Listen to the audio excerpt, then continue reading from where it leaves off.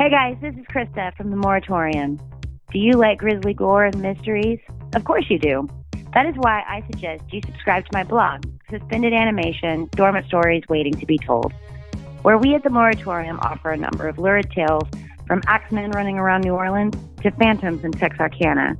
And if you're feeling especially generous, head over to our Patreon, where for just a couple bucks a month, you can help the Moratorium grow. And that would be pretty kick-ass. And remember, long live VHS. Hey guys, it's Tim from the Moratorium. Do you dig the true crime crossover? Then please like, share, and subscribe, then rinse and repeat. If you can't wait for more, head on over to our YouTube page and check out all of our shorts and or our playlists.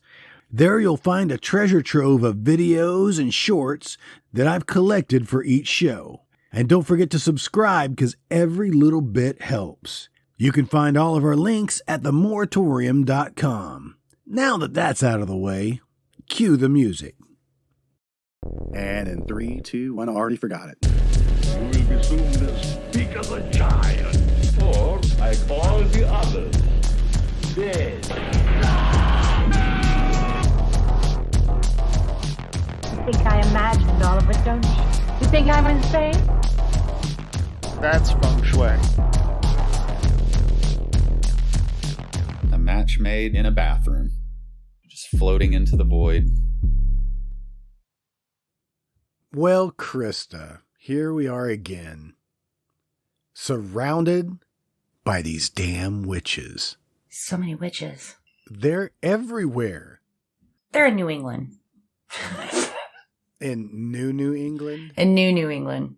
I got to stop you right there and just tell you what I was going to bring this up later, that I just watched a music video. It's on YouTube. It's called Horrible Histories. I don't know if you know about them.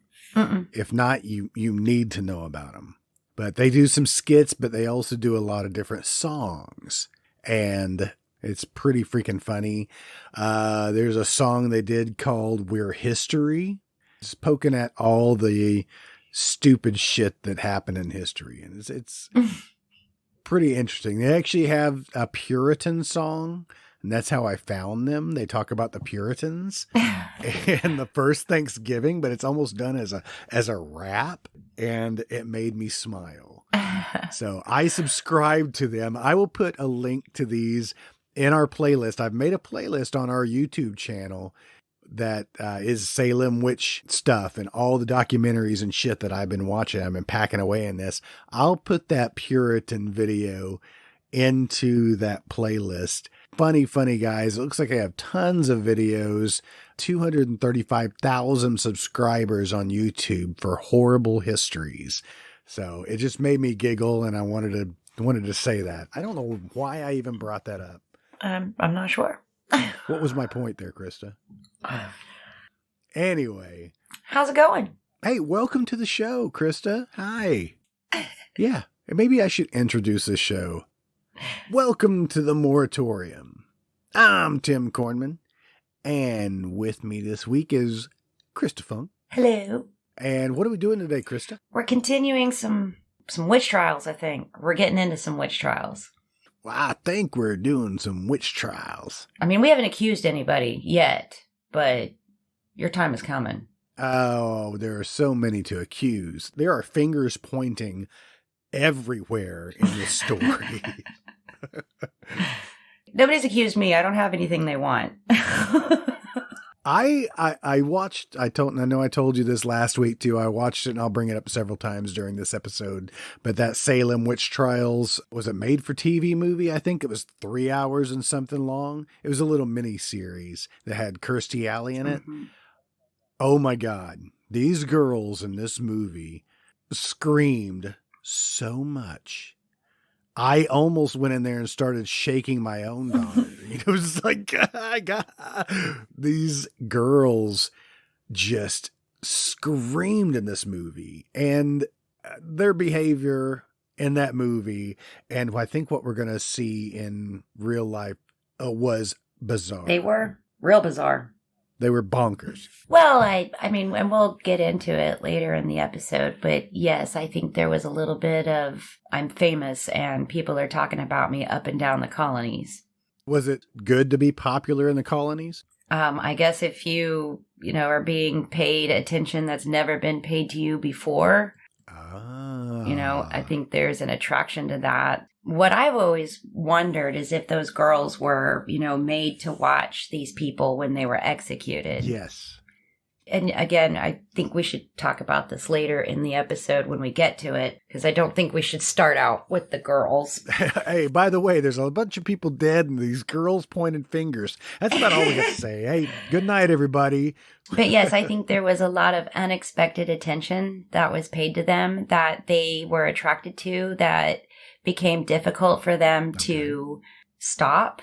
And you can accuse somebody, you can badmouth them, but are you going to do that, with them in the room? Yes, they did this in trials, but are you going to watch them be executed? Are you going to see the consequences of your accusations? So I always wondered if they were ever, if these girls were made to see them hang. And if they were and continued to accuse people, well, that just adds an extra level of evil of sinister, to this story. Oh. Well, why don't we start with the court of Orient and Terminer showing up in Salem? Oh, no, because I can't even pronounce that. Orient and Terminer, to hear and to determine. Ooh. Right. They were a tribunal, as we mentioned in the last episode. They were a tribunal of, 9 magistrates from around the Massachusetts Bay Colony. Man, that's a mouthful. Can you say that the one more time? Massachusetts Bay Colony. 9 magistrates. The 9 magistrates. Almost sounds like a song, but anyway. 9 magistrates on the wall. Exactly. This is a rock band. 99 magistrates. No. You made me lose my train of thought, butthead. All right. So like I said in the last episode, Increase Mather and William Phibbs, they got back from England with this new charter because their charter had been revoked. Right. Which this new one, by the way, it extended to the Plymouth colony as well. They had now merged with the Massachusetts Bay Colony just in time for these trials. Aren't they lucky? Yeah. So lucky. So lucky. But when they get back to Massachusetts, there's like pandemonium, okay? Like there's these accusations, flying everywhere of witchcrafts, and it is extending beyond Salem. It's like a plague. Definitely seems to be coming from Salem, and they've got Cotton Mather hollering that there's something weird going on in Salem. They've got Jonathan Corwin. He's a magistrate, born and raised, lived and died in Salem. He's hollering that there's definitely something weird going on there. Something very, very wrong Phibbs here. decides, okay, well, I'm going to put this tribunal together, and I'm going to send them to Salem to find out what the hell's going on. And they're going to deal with it. So he puts William Stoughton in charge of this tribunal. Okay, this is your court of This is your court of Orient and Terminer. No, we really can't pronounce it. We're just making up names for it at this point. That's right. This is your court of Justin and Adam. They're just making up shit. If it's oil and Terminer, can we just oil? We'll just call it something different that sounds like Orient. Yeah. Oil. Just call it oat. The Orient and Terminer. Oat. So these 9 magistrates, they get to Salem, and of course, by the time they get there, half the town's been accused, okay? There's witches everywhere. They're all over the place, And they are like, what? That one don't look right. Get him up against the wall. So they find out, and here's the problem. There's very little surviving documents of the trials, if any of the trials themselves. We know that the trials happened because there's surviving documents that talk about these trials. We have diaries, letters, arrest warrants, the meetings, when these women were questioned, that sort of thing. So we know that the trials happened, but what exactly happened during those trials, there's very little documentation of. But what we do have is pretty horrendous and pretty absurd. I mean, the whole thing is just absolutely absurd. And there were Puritans then that, certainly thought. And so these magistrates, they get there and they want to know how this all got started. Okay. And that's been harder to determine how exactly this started, but we do know it started with several girls. Okay. And it started, we believe, in the home of Reverend Samuel Parris. Okay. So Parris, in the winter of 1691, and I don't know if you've ever, if you know what a winter in New England looks like. Tell me. They get, gosh, I wrote it down somewhere. On average, Massachusetts gets about 50 inches of snowfall a year. Okay. But not all at once. Just a little light snow. It snows, it says 5 or 6 times a month during winter, with February being the worst month. Oh, great. Are there really cold temperatures, or we're talking like, Chicago type temperatures? Chicago is actually, if I'm not mistaken, strangely is colder than Massachusetts. Yeah, that's what I thought. My husband can tell you, every time there's been a snowstorm here, he's like, this is nothing. He's from Chicago. He's like, this is nothing. Y'all are wimps. But it says in 2015, Boston had a record high of 108 inches of snow that year. Man. New England is not a stranger to winter. It is not a stranger to cold. Like you mentioned earlier, these girls were bored. There wasn't much to do. And Reverend Samuel Parris, at this time, he's a good minister. He and his wife, they tend to their flock, and they are going around town, checking on everybody, doing what a good minister is supposed to do. And they often leave their niece and their 8-year-old daughter in the care of an Indian slave or a Caribbean slave named Tituba. Tituba. There was one historian that I watched on a documentary that called her Tituba. And that made me giggle. So, Tituba. Tituba. I want to call her that. That's different. Tituba. Anyway. Oh, you think Tituba had a witch's teeth? I don't know, but oh my God. Yeah, good stuff. Yeah. Anyway, tell me about Tituba. Well, and speaking of the weather, while we're on the weather, there was a study at Harvard that found that between 1680 and 1730, so obviously the winter of 1691 and into 1692 falls into that category. The Earth experienced something they called a little ice age. In quotation mark, a little ice age. A little ice age. This is where the temperatures during the winter months, they drop to significant extreme lows. Okay. And there was lots of heavy snowfall in New England during that time period. So it's fair to say that these Puritans were, experiencing really harsh winters. Yeah. Were they having difficulties as it was trying to grow crops? Oh, yeah. I mean, that's one of the reasons why the fall was a spooky time, because if you didn't have enough food, if your crops failed, if you, fucked up in that department, people are going to starve to death. Someone's going to die. Sorry, Tim, you can't eat. There's no food for you. You're going to starve this winter. Yeah, it was a spooky time because life and death depended on these crops and how successful they were. But here's Tituba. She is left to care and entertain 2 girls. I don't know if I told this story already about the cruise that Mike and I took and how there was a child at dinner. If you ate in the formal dining room, there was one child at the table, and this kid was bored to shit. I mean, this was one of those cruises that was definitely not really for kids. It was really mainly geared for adults. And here's this child, her parents drug her along, and she's bored. And we had the coolest waitress because each and every night she would perform a different trick at the table for this kid. Okay. It was just something fun that she did. And me, being the dorky historian at the table, thought about Tituba. Ah. And I mean, my mind immediately went to Tituba and her entertaining these girls because that is exactly what Tituba did. She started performing little parlor tricks. You didn't think because you got bad service one night that possibly, you know what, our waitress might be a witch. She could have put a hex on all of us. That could be it. She could have been I was sick. I did have motion sickness because I don't have sea legs, but you know what?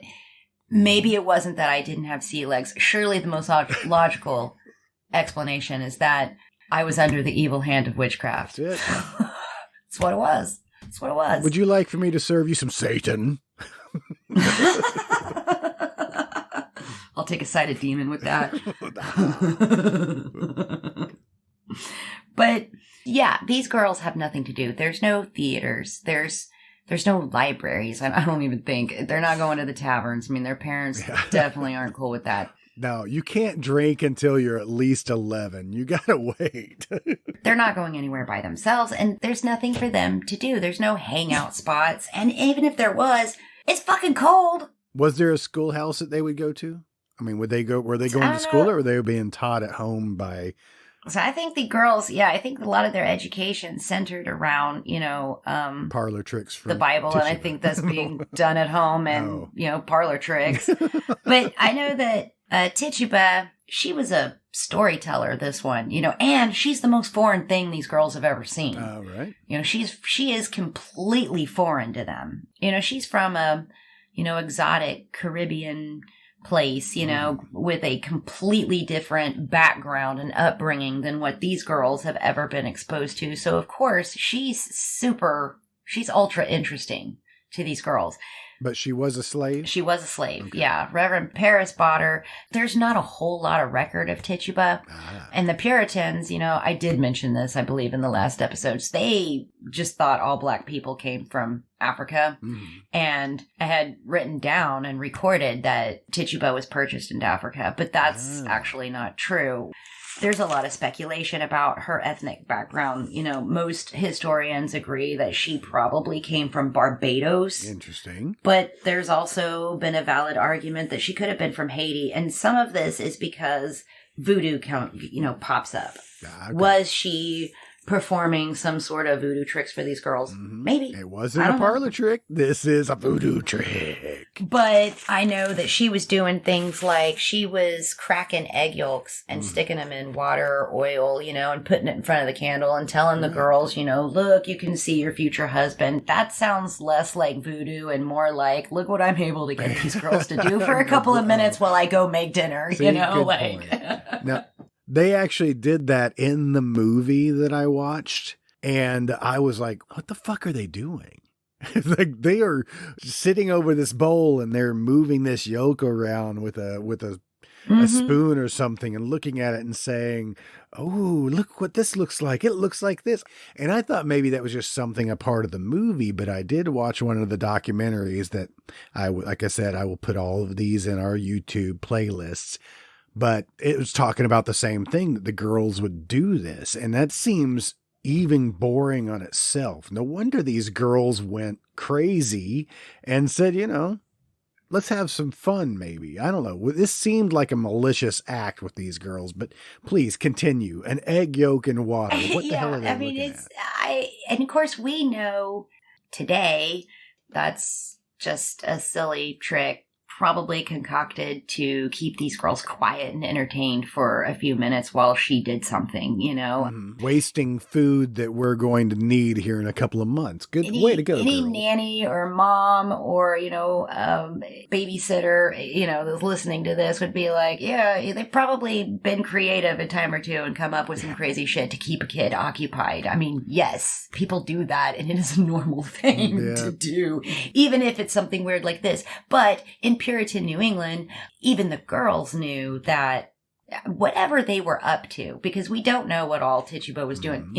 The Crucible, if you watch The Crucible, at the very beginning, you've got Tituba, like, the girls are sneaking out into the woods, they're taking their clothes off, they're running around naked, and they're sacrificing this chicken, and they're rubbing the blood on themselves, and do I think they were doing that? No.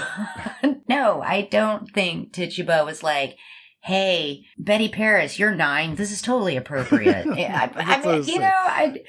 Abigail Williams, you're 11. Ann Putnam Jr., you're 12. I don't think that that's what she's doing. Now, granted, these girls ranged in age from like 8 to 20. Okay. And as you can imagine, yes, it starts out with Abigail Williams and Elizabeth Paris.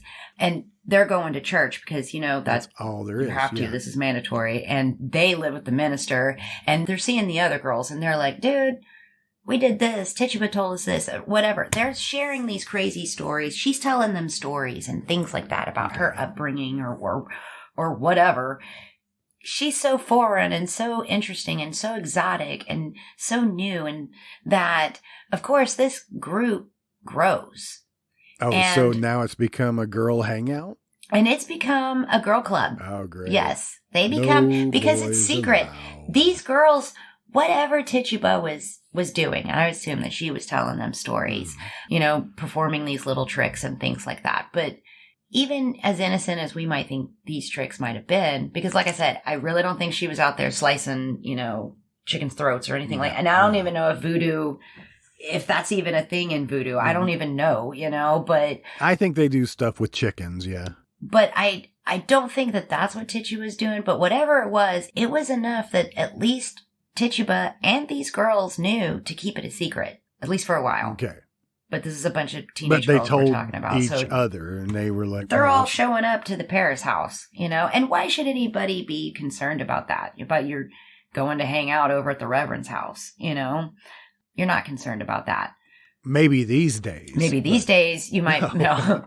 And as far as Tituba and where she's from, there was a slave trade in Barbados in the 16th and 17th centuries. Right. Her being a Caribbean slave, it's, like I said, because of that slave trade, a lot of people believe that that's more than likely where Tituba was from.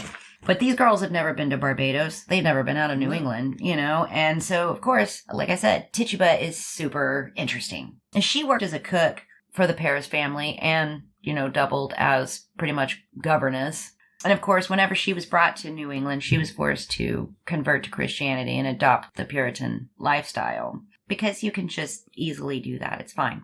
Of course. But there was probably only one church in town, too, right? Which was run by Reverend Paris. He was. He was a failed businessman, right? And he decided to start a church, but then had problems getting paid for his work. He did. He and George Burroughs both had the same problem. Now, Burroughs was a previous minister, and we're going to talk about him here in just a little bit, actually. And he, too, was having problems with his pay. Didn't feel like he was being paid enough, and he wasn't being paid on time. And sometimes he wasn't being paid at all. And so, of course, he was like, I got to eat and survive, you guys, and this rubbed people the wrong way. It turned them off. He ended up making some enemies, and everybody ended up favoring Paris. So there for a little bit, there were two congregations, and Burroughs just got smaller and smaller, and until he eventually said, deuces, I'm out, and he went back to Maine. He was actually from Maine. But that's the same reason why we have two Denny's in town, so we could always go to the good one. But Paris, too, ran into the same problems that Burroughs had with not being paid on time or not being paid at all. And in fact, right before these trials broke out, he hadn't been getting paid. Who's paying him? I mean, is it just... the congregation, the town. Well, he wasn't just relying on donations? He got paid a set amount. I assume it was a set amount, but I've never seen Paris's paycheck, but Did he file single? The congregation paid him, Okay. Just curious. In the winter of 1691, 1692, he was not getting paid. Okay. Or he wasn't getting paid very much, and he was irritated by this. But yeah, bitches ain't paying. It's going to be a hard winter. We don't have enough food. We're all going to die. So I don't know if this going around, to his flock while he was there, if he was like, so you want to cough up some dough there? I don't know. But anyway, how exactly things got out of hand is kind of a different debate, because we're not really sure. Now, according to a book called The Salem Witch Trials, and it's a day-by-day chronicle of a community under siege. Who wrote that? And it's written by Marilyn Boach. And I bought it while I was in Salem, actually. And it is a day by day, of what was going on in Salem during almost this time. the court reporter. This is the minutes. Okay. Kind of. And, according to this book, according to, what we do have surviving from this time period, it started with the Parrish children, Abigail Williams and Elizabeth Parris. Okay. Now, I'm not sure what prompted these girls to do this. Now, there's there's theories that it was a bad batch of the wheat or barley or some shit, and they were, and it made them go crazy, and that's possible. Maybe they really did have some medical issues that went undiagnosed that caused them to do some of this stuff. I think it was rye was what they said. Yeah, the rye. It wasn't bad weed. Right. But that has also been debunked, saying that no, that there was no instance of this poisoning from said Even if rye. there was, it wasn't the rye, and I can debunk that right now, because if it was, everybody in town would be having issues, but it's just these girls. Mm-hmm. Yes, everybody started accusing everybody later on, but not everyone was doing this. There was a good portion of the town that was not finger pointing, and they were just there for the show. I just think the rye argument is absurd, because if that were true, then everybody in Salem would be affected by that. Okay. It wouldn't be just these girls, and the accusations I don't think would trail the same way that they did from low people in the status to the more prosperous landowners, the more prosperous farmers in the village. There is a trail you can follow here, and once you do that, you follow the accusations and those who were accused and who they were in the community and what they owned, a different picture starts to emerge. Okay. But Abigail Williams and Elizabeth Parris, they start behaving really strangely. And they're not the only ones. Pretty soon, the other girls are behaving strangely too. In the movie, and I saw this actually in one of the documentaries that I was watching, that said that while they were doing that little egg in the water parlor bit, one of the girls looked down and they saw somebody mentioned that they saw a coffin, that death was in her future, or that her husband was going to die or something. And this would be Ann Putnam Jr. She claimed multiple times that Tituba and Sarah Good and she accused 62 people, I believe, total. God. In the witch trials themselves. 18 of the 20 who were killed, she accused. I mean, she was one of the accused. Little bitch. She was. And she was a quite imaginative kid. And I imagine that she probably borrowed a lot of that from Tituba stories, going over there and listening to them.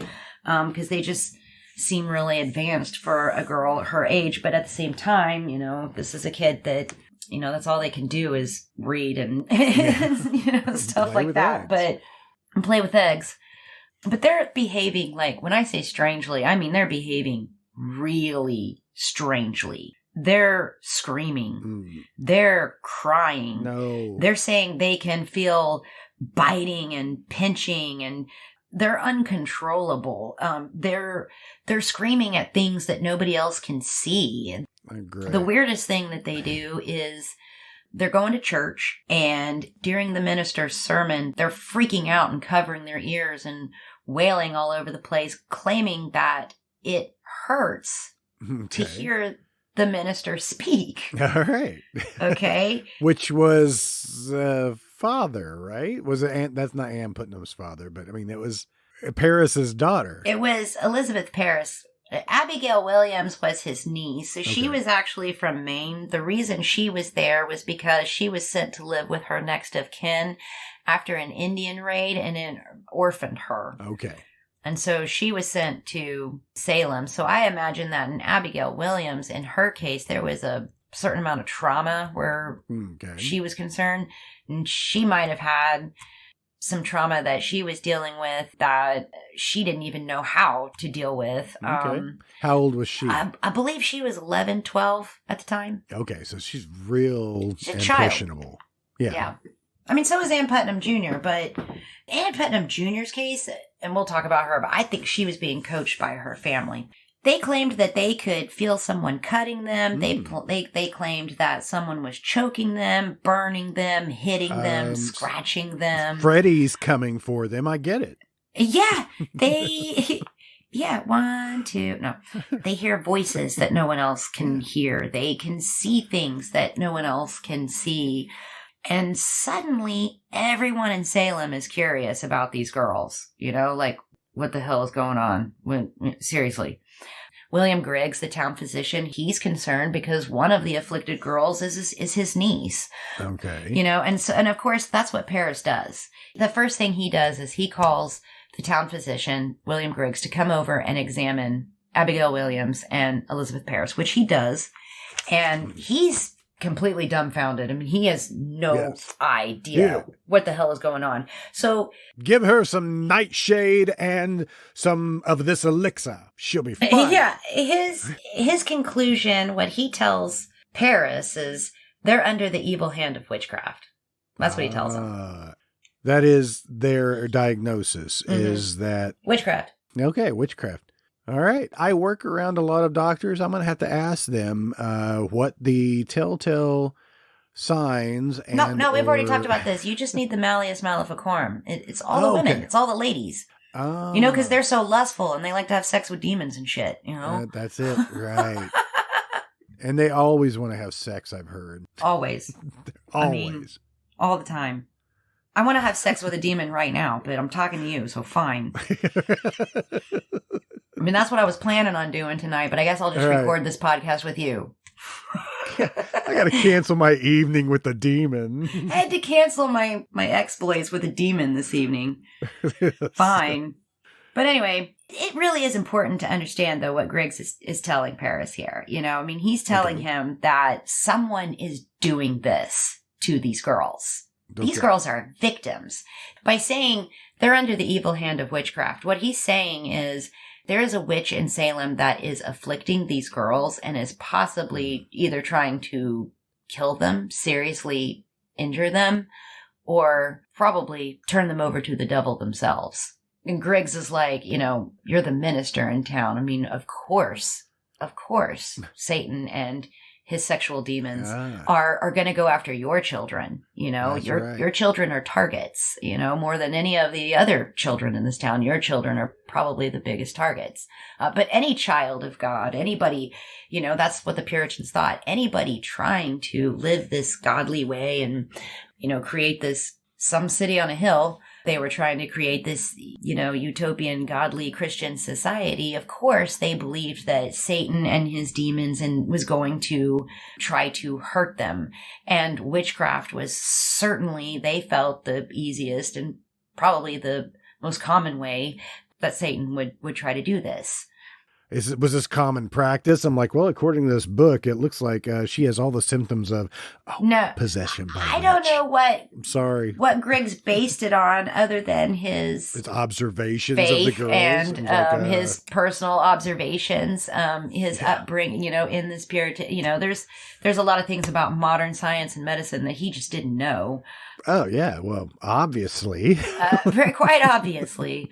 I still think that even with that being said, it's still kind of crazy for him to be like, well, it was witchcraft. I mean, it sounds a lot like, I don't know what the fuck's going on, it was witchcraft. I think that's what he's like grasping at straws. But there was no real reason for these girls to actually acting this way, right? They're putting on a show, right? And that's, well, we're going to get to that. The question of why these girls did this is certainly, something everybody would like to know.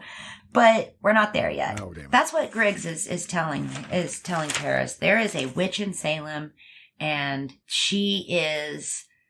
he or she, but probably she, because, demon sex. That's right. She is trying to get your daughters to have sex with demons right now. Like, I know this is happening. Yep. But that's another thing that he's suggesting, is that these girls are victims. They are not witches themselves. They are being tormented. They are being afflicted. So, of course, Paris flips out.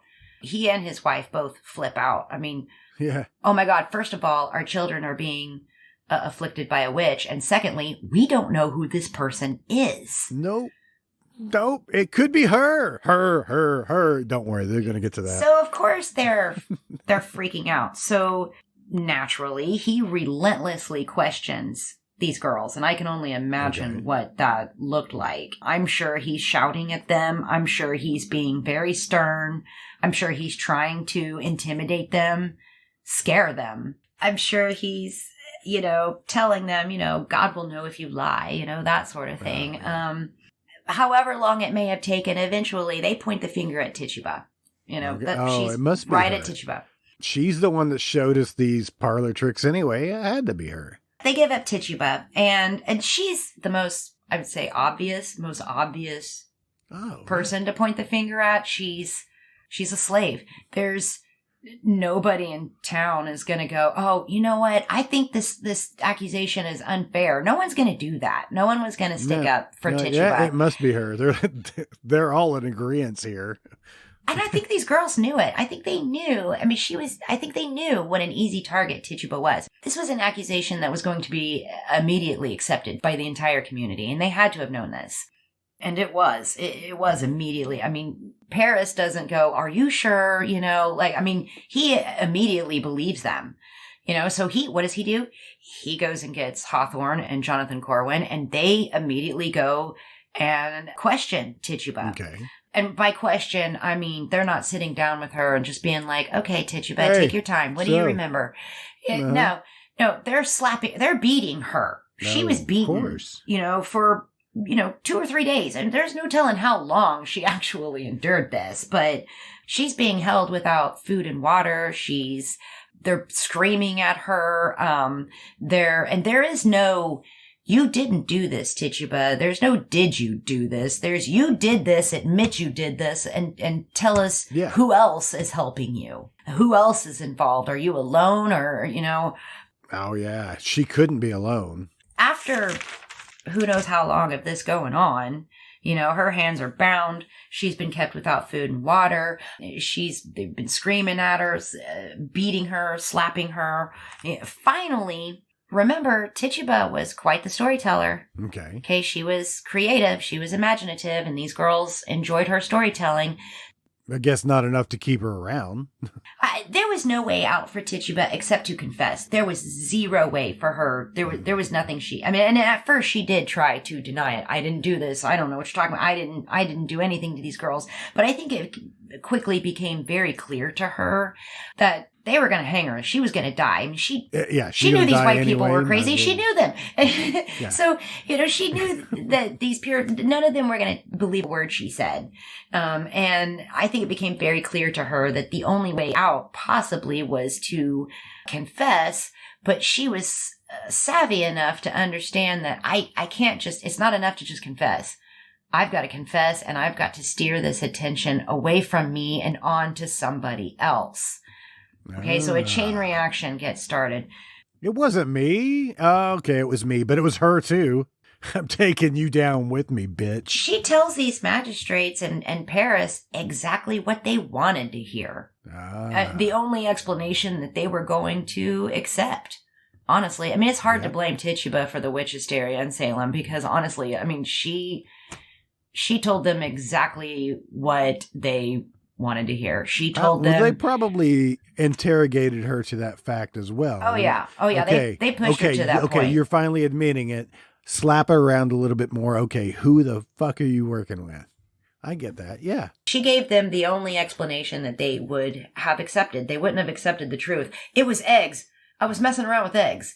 They weren't going to, believe that, but if she says, yeah, I fly around on broomsticks and I talk to two-headed beasts and there's this tall man from Boston who shows up and wants me to sign the devil's book in blood. If she says shit like that, then they're all like, really? Oh my God. Hey, write this down. I mean. Oh, no.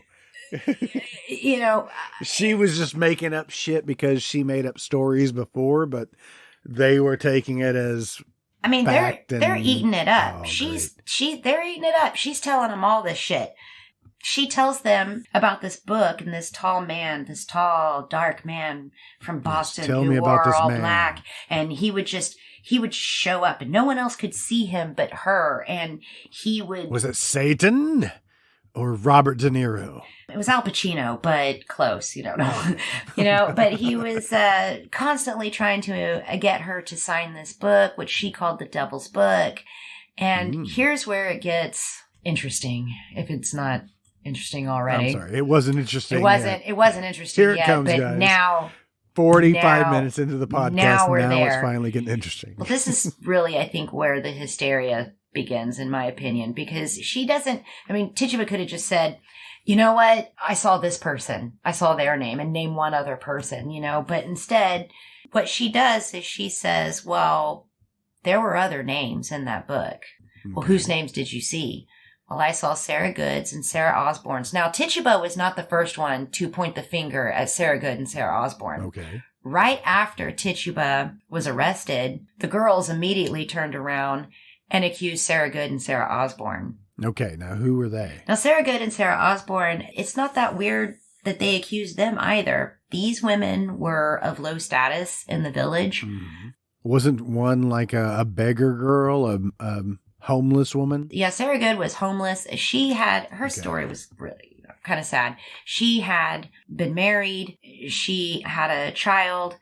When she was 4, she got pregnant again. But during her pregnancy, her husband died, and he died without paying off some of their debts, particularly where a petticoat was concerned that he had bought for damn petticoats. Sarah. He probably bought it at Petticoat Junction. He had a suit made for himself, and he died before he could finish off paying off that, the tailor, before he could finish off paying off some other debts. And of course, in this perfect Christian society, they took all of Sarah's money that she had left, and she was left homeless with a 4-year-old. Yeah. Right. So, because, Jesus. So she had it bad. Yeah. And so naturally she became a beggar. And keep in mind, these people are Calvinists. They believe to a certain degree. John Calvin kind of threw out this idea that you could kind of tell who was a member of the elect by how kind of successful they were in life. If you had lots of friends and you were really prosperous and yada, yada, obviously God favors you. But if you just have one terrible thing after another, obviously, God doesn't really, And Sarah Good was one of these people. Like, obviously God does not favor you. Right. I just think it's interesting that in this society that they think everybody would want to adopt, their answer to somebody like Sarah was to just throw her out on the street. Right. And then since Tituba pointed the finger, they were like, oh, you know what? We can see that. The girls pointed the finger like, yeah, obviously. Mm-hmm. When this happened, Sarah Good, of course, became ostracized from the community. And I think she quit going to church, which was a big no-no, Did they not arrest her? About not going to church, I don't know. But, No, I meant for being a witch. Oh, no, she got arrested, yes. Okay. You're saying before this, she was a beggar and she didn't go to church. So, right. Yeah. And Sarah Osborne, she too was ostracized in the community. She too was a pariah because Sarah wasn't poor. Sarah had money. She wasn't necessarily poor. She was a social outcast because when her husband died, now his land and his money was supposed to go to her sons that she had with her first husband. Okay. But after his death, Sarah quickly remarried her indentured servant, John Osborne. And that was a social no-no. And then the biggest no-no was she was like, nope, I'm not going to divide up my land. I'm not going to give it to my kids. I'm going to keep this money in this land. And she was going to keep it for her and her husband. And everybody in town was like, hell to the no. Hey, that's not how it's supposed to work. No. That doesn't work. Because women don't have any real rights. Come on. Mm-hmm. So she was actually in a dispute at the time with her sons over their inheritance. I don't really know how old she was, but she was sickly, bedridden, and didn't go to church. Okay. But mainly, I think in both of these cases, I don't think it was we dislike them because they necessarily don't go to church. We dislike them because they're just not what we want in this community. Yeah. They don't adhere to our social standards. Right. How would these girls know these women? They didn't. I doubt, they knew Tituba, but I doubt they knew Sarah Good or Sarah Osborne. They probably knew of them. They knew of them, but I don't think, they necessarily hung out with them or anything like that. But Where would this hatred for them come from? Probably from what they've observed by themselves, but also combined with the gossip that they're hearing at the dinner table, the shit talking that their parents are doing, that sort of thing. Right. So I think because of that, it's not really that weird that these girls, that the first 3 women accused in the trials was a slave and the 2 most ostracized women in the community. Gotcha. I'm not sure which one of the girls actually pointed the finger at the Sarahs first, but Tituba was accused first, and then that quickly followed by Sarah Good and Sarah Osborne. Then did they ultimately point out somebody else as well? No, Tituba was the only one that of the accused that were not of the accused, but of those that threw some shade. Yeah. You know, of the 20 that went to the noose, Tituba was the only one that actually pointed the finger at other people. Sarah Good and Sarah Osborne did not. Actually, both of them, they denied the accusations and were like, you know, these girls are full of shit. Both of them were outspoken, which is another reason why they were ostracized in a Puritan community. Right. They were outspoken women. I mean, neither one of them would take shit from anyone, you know, and they were disliked for this. And women didn't have a lot of, they didn't have a lot of pull in the community, did they? None. I mean, they didn't have a lot of rights at this time. No. The women's role in a Puritan society was, you know, she cooks and cleans and raises the children and obeys her husband. And, you know, he speaks, she listens. He goes out and does things. She stays at home. You know, I mean, like, he can do whatever he wants to do. She needs to ask permission. I mean, like, the Puritan society today would be so hard, especially for women, to abide by because it was an extremely misogynist society. Is that what was brought over from England at this time? Yeah, but they originated in England and, brought all this over here with them. Let's start a new community, a new colony where we are really just kind of the same. Osborne, actually, she was convicted, I believe, but she did not go to the noose. She actually died in prison. Okay. Probably better. She never made it that far. When prison wasn't like, you know, what we expect with like Roger Corman movies, not women in prison movies. These were horrible conditions. Oh, yeah.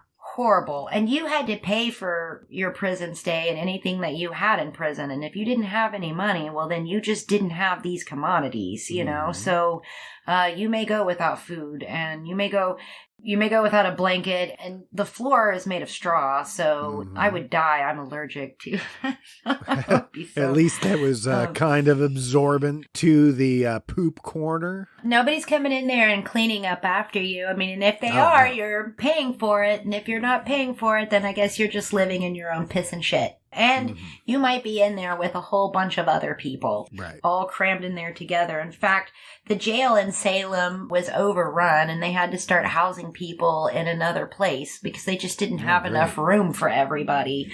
You know, the accusations just flew, and I will explain why. Because one of the people that were accused after Sarah Good, Sarah Osborne, and Tituba was Rebecca Nurse.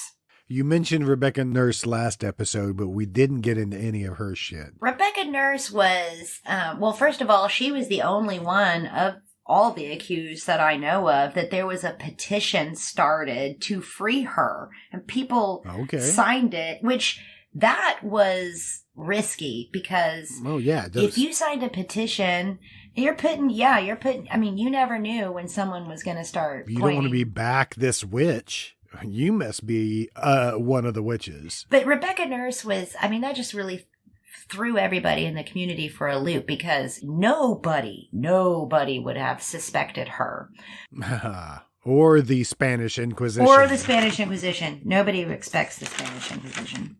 Rebecca Nurse was 71. At the time, she was elderly. She was deaf. She was an old witch.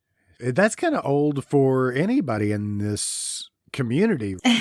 To them, she's definitely elderly to the Puritans. Yeah. So I was going to say, what was the lifespan of a Puritan? It couldn't have been that great. Well, but the life expectancy was higher in New England than it was in the Chesapeake and the Virginia, like down there, the life expectancy was, like I said, that we talked about that, like one of the reasons why the witch trials was even allowed to be a thing in the first place was because they had time for that. Whereas, why do you not hear about them in the other colonies? They just simply didn't have fucking time. They were too damn busy trying to survive. But Rebecca Nurse, she was elderly, and she was the complete opposite of the first three women. Okay. She is pious. She does everything the minister says. She never misses church. She's heavily involved in the community. Okay. She's always doing some kind of charitable work or of some kind. I mean, she's heavily committed to the well-being of the community. Everybody knows her too. I mean, she's not a stranger. I mean, everybody knows her. She's frail. She's sweet. And she's like the town grandma. I mean, I should kind of imagine my grandma, really. Not Gam. Well, I mean, like if Rebecca Nurse was alive today, like she seems like she was the type of person who would have baked 100 pies at Christmas time. Like right now, if you went to her house, there'd be like food everywhere, and she'd be trying to feed you everything. And, I mean, she just seems like that kind of person. Okay. But she and both of her sisters actually ended up being accused during the trials, and Rebecca Nurse and her sister, Mary Eastie, were both executed. But the third one, Sarah Cloyce, she actually survived, and there is a movie out there about her. It's called 3 Sovereigns for Sarah.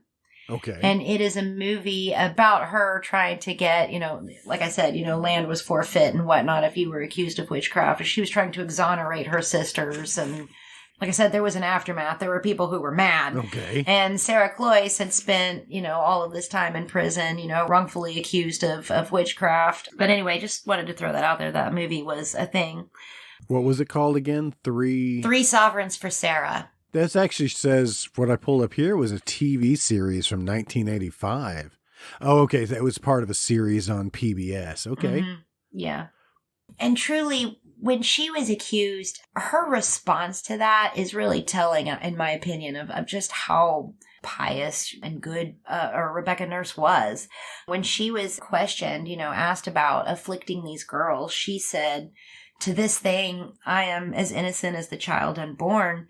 But surely, I can't remember what word she used here. There's some wrongdoing that she had unrepented of, that God would lay such an affliction on her and on me in my old age." That's what she said. Okay. And to me, that just speaks really loud about, remember, she believes in predestination, and God has predetermined everything. I have fucked up somewhere, and now I am being punished for that.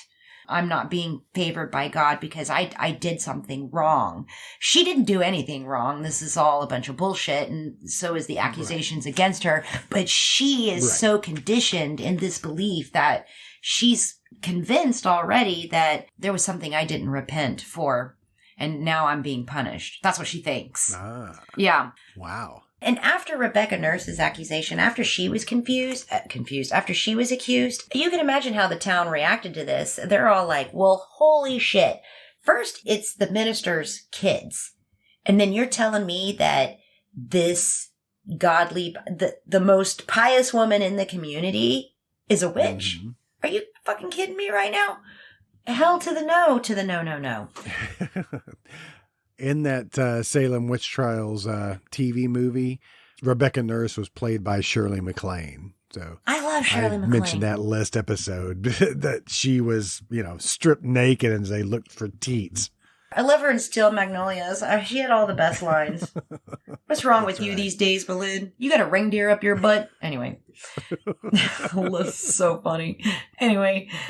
So well respected. Yes, people are looking at her like, if she can be a witch, well, holy shit, anybody can. I mean, literally, it could be anybody. Well, except all the men. Except all the men and the children. There was at least one man found guilty of witchcraft, right? There were lots of men. John Proctor was hung for witchcraft. Giles Corey was pressed to death. Giles Corey wasn't hung because he wouldn't give a plea of innocent or guilty. He did this on purpose because he did this to mess with them, because he knew that they couldn't actually conclude his trial without him giving a plea, and he just refused to do it. You know, they can't pass a sentence. It's like his own filibuster. Yeah. Like, I'm going to be alive as long as I just don't. They couldn't pass a sentence on him without him actually giving a plea, and he wouldn't do it. He refused to do it. He did this specifically to mess with them. It was his little way of getting some kind of revenge. And yeah, I'll show you. They were like, fine, we will just place a bunch of large stones on you and press the truth out of you. Oh, is that how you do it? Freshly squozing Giles? Mm-hmm. Yeah. They ended up crushing him to death. His chest was crushed and he died. And it wasn't his last word something like, more weight. Rocks, please? Or, more weight. They would ask him, you know, guilty or innocent, guilty or innocent. Please, sir, may I have some more? And he would say, more weight. That's all he would say is more weight. And it didn't matter how much they put on him. That's if he could speak, he would say more weight. And they're like, you brought this on yourself. Yeah, put another rock on there. I mean, it sucks that Corey had to go out that way, but it's also like, this was his way of giving them all the finger, you know? I mean, I guess, yeah. He knew there was no way out for him. In a horrible, horrible manner. I can't even imagine that death. Well, I can't imagine dangling from a noose either. Right, well. Especially for a crime I didn't commit. I mean, can you imagine, like, being sent to the gallows? Like, hell no. That was one instance that was one of the documentaries they were talking about, and they actually did a little recreation. They were trying to find the actual site of where the hangings happened. Mm-hmm. And I think they ended up building a little memorial to it, but said that the hangings then weren't like the hangings like we see in the movies for like Westerns and stuff, or that they did in, later in history. I imagine they threw it over a tree branch, something like that. And it was more like they choked them out. There wasn't a snapping of the neck and, they're dead. No, they hung there and they were choking. Yeah, they would stand there with the nooses over their neck in front of whoever was watching. And they would, take something out from under their feet and let them dangle there until they were dead. Like the family in Sinister. You know that movie? You saw that movie, right? Yeah. That was fucked up. Just saying. That's fucked up.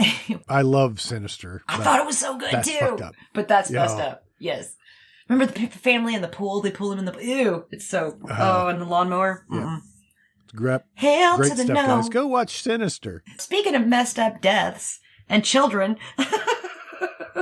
I'm sorry. Giles was the only one at this time that was accused that didn't, that was sentenced. Well, he wasn't necessarily sentenced to death. They were just trying to get a confession out of him. So he wasn't even tried.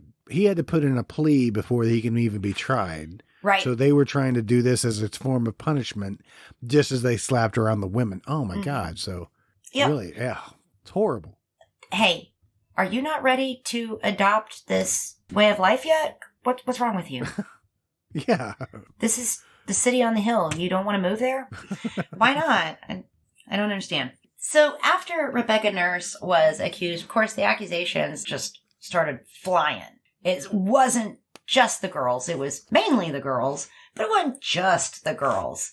Neighbors are now accusing their neighbors. And this is when you can start seeing a pattern, and it's not just with the girls' accusations, but with others as well. Okay.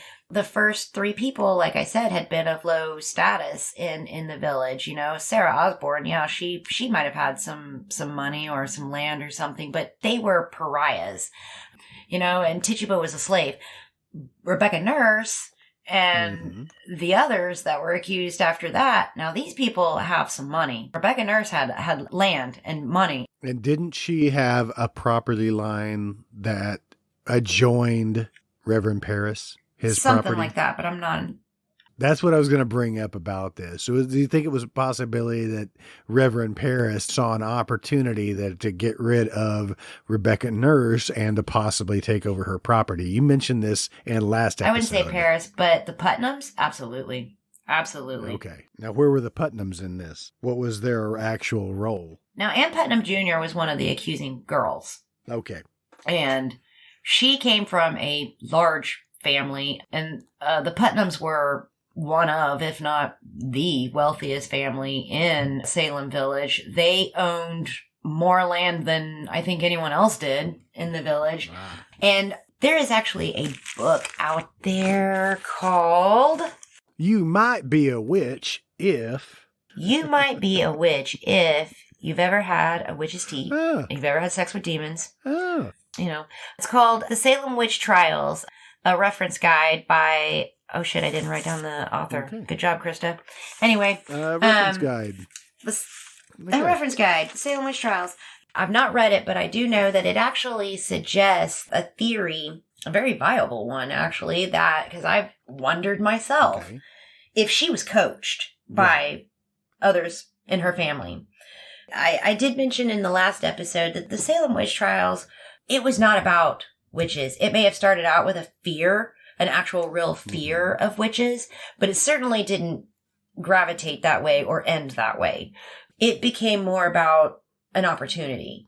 Right. You know, like, man, I really wish I had my neighbor's land. Man, if only there was an easy way for me to get a hold of it. If I could just get rid of my neighbor. Right. All you have to do is accuse them of witchcraft. And if your daughter's Ann Putnam Jr., hey, I'm going to need you to say this. Yeah. Or any of the other girls, you know.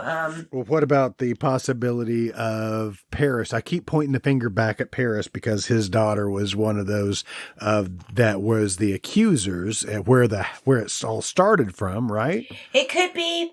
Was it a way for him to get people into the church, a way to get butts in the seats? I don't know about Paris. I think that with him, I think his religious background would keep him, I mean, I would say, you know, that his religious background would keep him from doing something like that. Okay, well, I'd hope so. But he's also a businessman before this, and he was a failed businessman. But I've not read about him acquiring anybody's land or anything, you know, I don't. If he actually did prosper from this, I understand that. I got it. Go ahead. But the Putnams, like I said, Ann Putnam Jr. accused, like 62 people during the whole of the witch trials. Wow. Of the 20 that were killed, 18 of them were people that she pointed the finger at literally. And granted, she was not alone. There was like 7, 8 other girls with her doing this. She seems like a big proponent. But she was the most vocal. She was hands down the most vocal of all of them. She was the most creative, and she told the most stories. I mean, if one of the girls accused somebody else, you can bet that Anne was going to jump in there and claim that she too had been afflicted by that person. No, hey, that was me too. I said that first, guys. It was me. Right. You know, I pointed that one out. Yeah. I mean, she was hands down the most afflicted kid you ever met. She talked about how Sarah Good and Sarah Osborne and Tituba all rode brooms to her home, that they drug her out of her home. They beat her. They pinched her. They scratched her. They bit her. Wow. They plagued her with visions. She was always saying that she was seeing visions of 2-headed animals, 2-headed cats, you know. Rock on. She said Sarah Osborne appeared to her once. She was the body of a wolf, but had a human head and would talk to her. Okay. Hey, kid. Hey, come over here. They were always trying to get her to sign the devil's book and all of this stuff.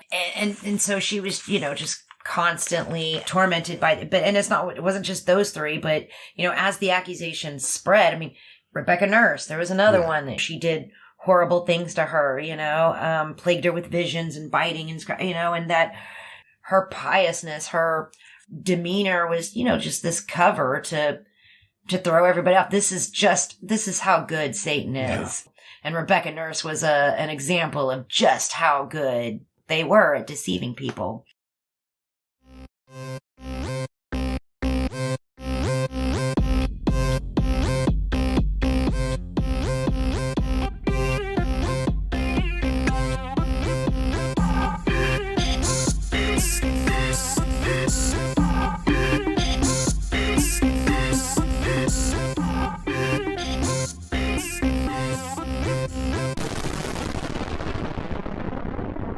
Well, guys, that's going to be it for part 2. We hadn't planned on making this a 3-part series, but we simply just had too much to cover. So please join us next week for the conclusion of the Salem Witch Trials.